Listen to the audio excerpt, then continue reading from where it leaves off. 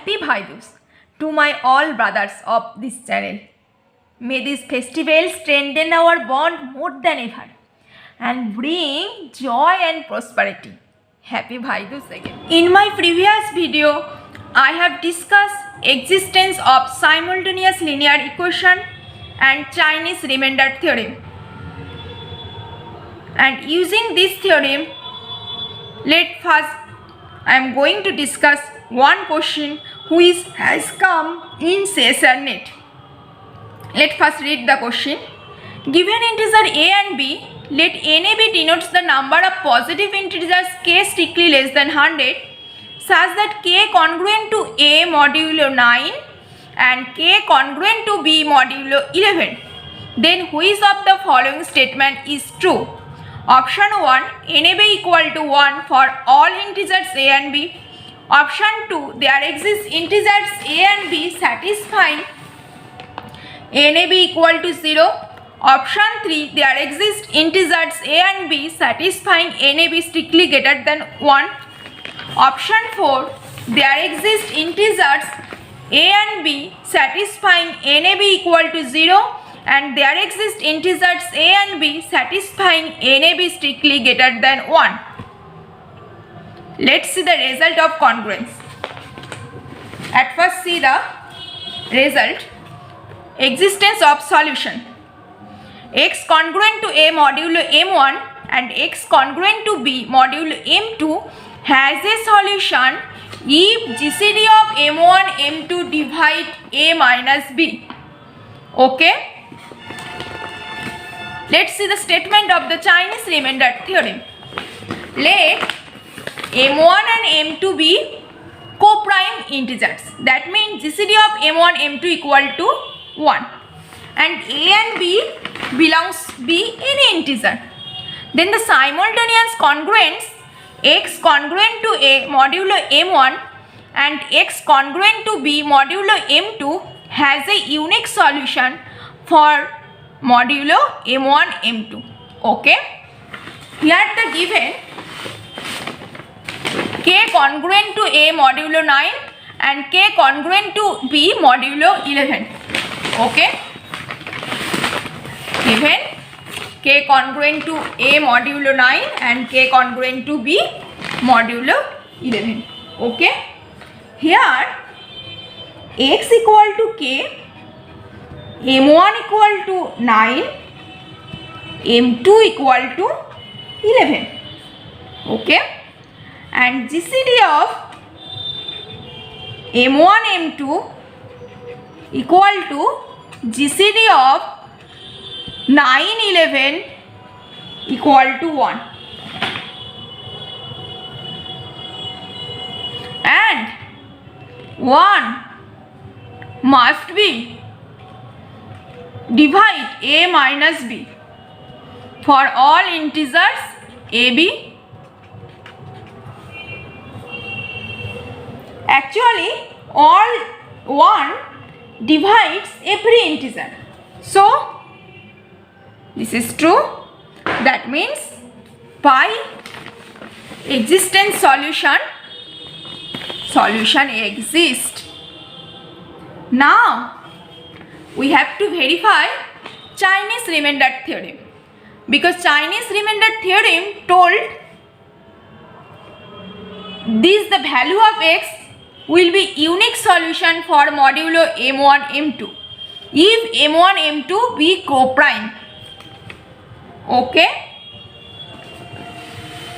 Here GCD of m1 m2 equal to 1. That means they are co-prime to each other. Then by Chinese remainder theorem, this equation has a unique solution for m1 m2 equal to 9 times 11 equal to 99, where k lies given k strictly less than 100. That means k lies from 1 to 100. So the equation has unique solution with modulo 99. That means option 1 is true, because in option 1 has told NAB equal to 1 for all integers a and b. What is NAB? NAB denotes the number of positive integers k less than 100. And by Chinese remainder theorem, for the value of k, the equation, the simultaneous equation has a unique solution. K will be any value from 1 to 100. For every k, this solution will be unique. So option 1 is true. And this theorem only based Chinese remainder theorem.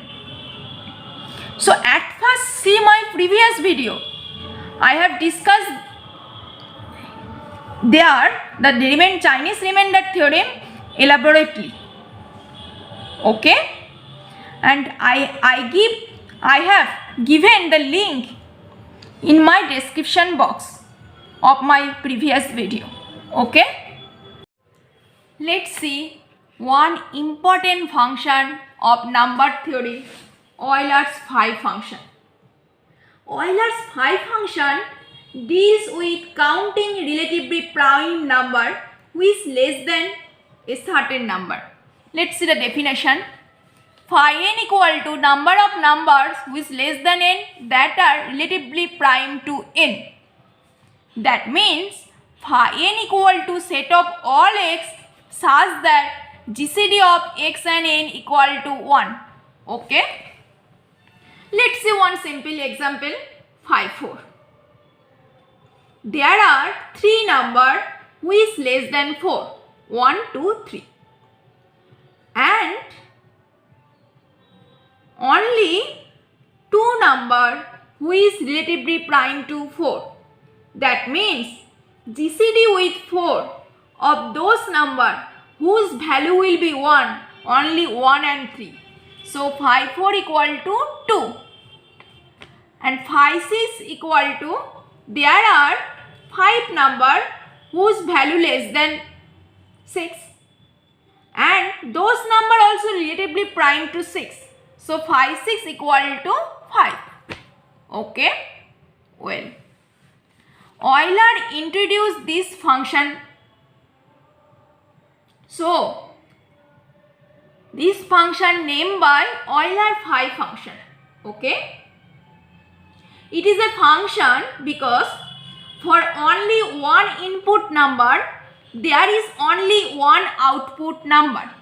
Okay? This is also called the Taussian function or indicator function. Okay?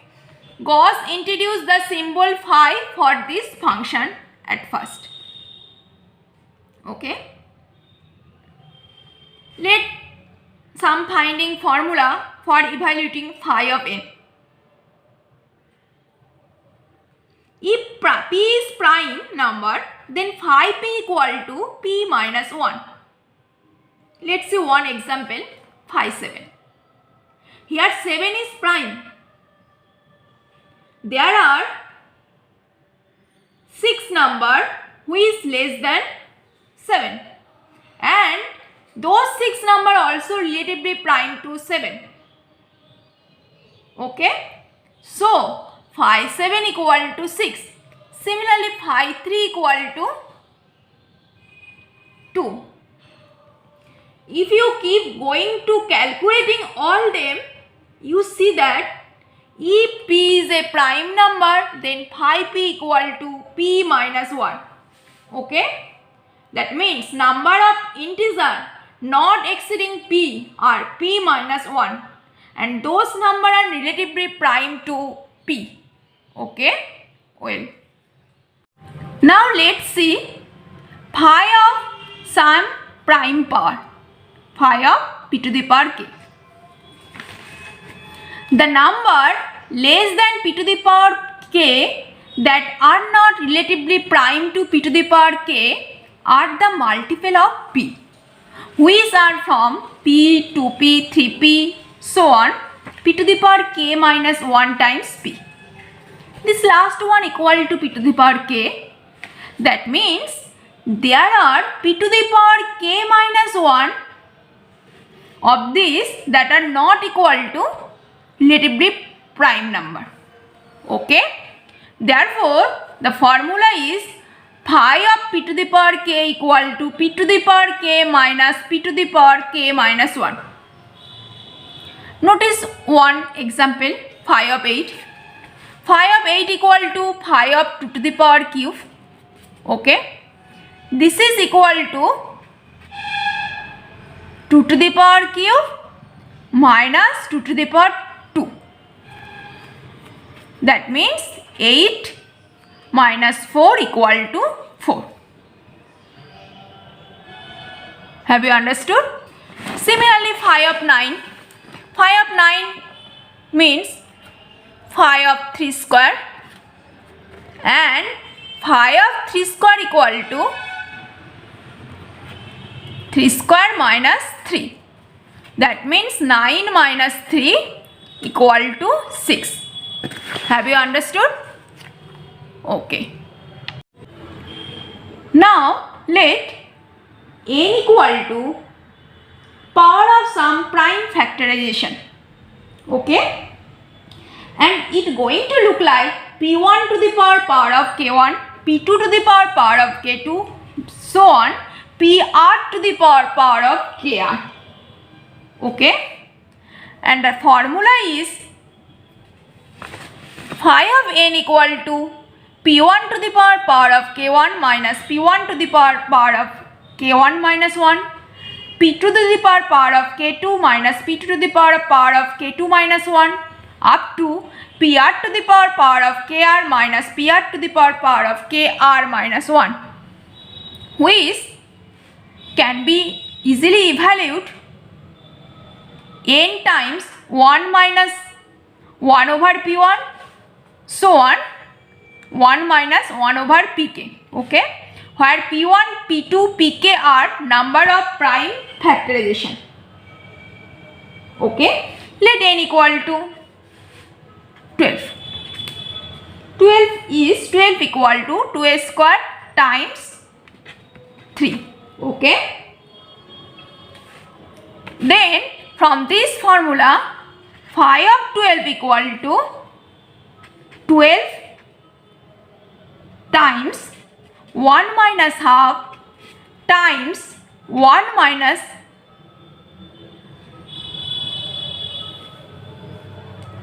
1/3. Okay. That means 12 into 1 over 2 into 2 over 3. 6 equal to 4. Okay. My next proposition is, if GCD of Mn equal to 1, then phi of Mn equal to phi of M times phi of N. Okay. Let's see one example. Phi of 15. Phi of 15 equal to phi of 5 times 3. And 3 and 5 both prime to each other. Then it can be written as phi of 5 times phi of 3. Okay. And phi of 5 equal to 4 times phi of 3 equal to 2. That means it will be 8. See the proof of the theorem in any standard book. If you have any question from proof of the theorem,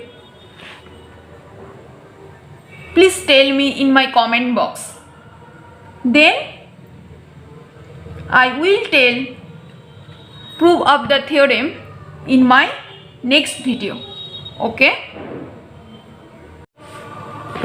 See the proof of the theorem in any standard book.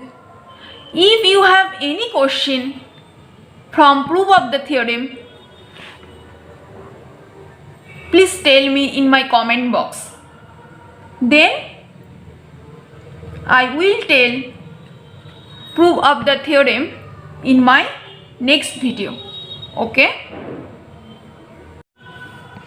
Now evaluate the remainder 4 to the power 99 congruent to modulo 35. What is Euler's theorem? Euler's theorem is a to the power phi n congruent to 1 modulo n. Here by Euler's theorem a equal to 4, n equal to 35. First condition of the Euler's theorem, GCD of a and n equal to 1. Here GCD of 435 equal to 1. So we can apply Euler's theorem. Okay. First we need to calculate phi of 35. Phi 35 equal to phi 7.55, which is equal to phi 7 times phi 5. This is equal to 6 times 4. This is equal to 24. Okay. Then by Euler's theorem 4 to the power 24 congruent to 1 modulo 35. Okay. Now apply division algorithm on 24 and 99. Okay.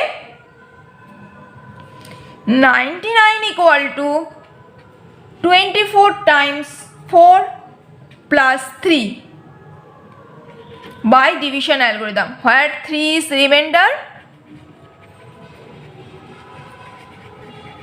and 4 is the quotient. Okay.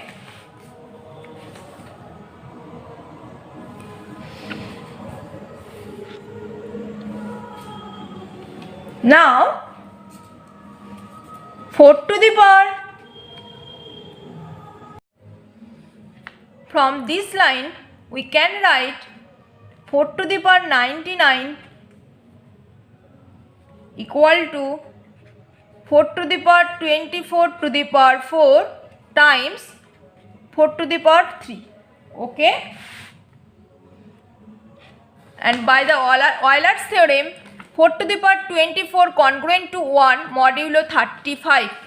Okay. By Euler's theorem this is congruent to 1 modulo 35. That means 1 dot 4 to the power cube modulo 35. Okay. This is congruent to 64 modulo 35. This is also congruent to 29 modulo 35. Okay. Right.